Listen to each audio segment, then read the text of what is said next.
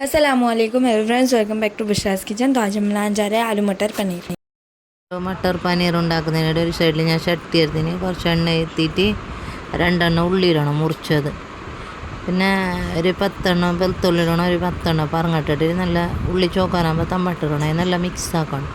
Mix ആയി പിന്നെ ഒരു സ്പൂണ് അര സ്പൂണ് മഞ്ഞൾപ്പൊടി, ഒരു സ്പൂണ് മുളക് പൊടി, ഒരു സ്പൂണ് കൊത്തമ്പാരിപ്പൊടി ഇട്ടിട്ട് നല്ല മിക്സ് ആക്കിയിട്ട് വെക്കണം. കുറച്ച് ഗരം മസാല ഇടണം.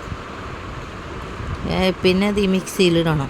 മിക്സിയിലിട്ട് പിന്നെ ഇതിലേക്ക് കുറച്ച് എണ്ണയും പിന്നെ ഇതിൽ ബട്ടർ ഇടണം കുറച്ച്. അതിലേക്ക് വെളുത്തുള്ളി ഇഞ്ചി പേസ്റ്റ് ഇട്ടിട്ട് നല്ല മിക്സ് ആക്കണം. മിക്സ് ആയതിന് ശേഷം ഈ പച്ചമുളക് മുറിച്ചതും ക്യാപ്സിക്കമും പിന്നെ ബട്ടാട്ട ചെറുങ്ങനെ മുറിച്ചിട്ടിട്ട് വട്ടാണ അതിന് 3 ഇട്ടിട്ട് നല്ല മിക്സ് ആക്കണം. ഉപ്പിടണം ആവശ്യത്തിന്.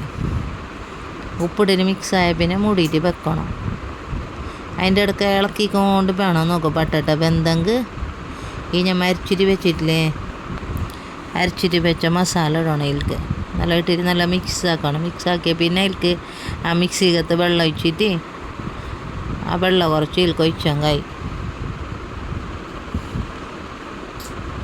മിക്സി കയ്യ വെള്ളത്തിന് ഇതിലേക്ക് ഒഴിച്ചങ്ങായി.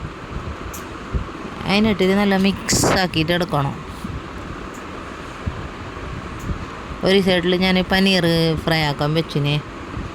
ആ പനീർ ഫ്രൈ ആക്കി അത് ഇരിക്കണം. ഇട്ട് നല്ല മിക്സായി പിന്നെ ഇല്ലേ കസ്തൂരി മേത്തി കുറച്ച് പൊടിച്ചിട്ടിടണം കയ്യിൽ. റെഡിയായി ആലു മട്ടർ പനീർ. ഇനി ഒരു പാത്രത്തിൽ ഇട്ടിട്ട് മുകളിലേക്ക് കുറച്ച് മസ്കയും കുറച്ച് കൊത്തമീർ ഇട്ടാൽ കഴിയും. ചപ്പാത്തിൻ്റെ അത് തിന്നാൻ നല്ല ടേസ്റ്റ്.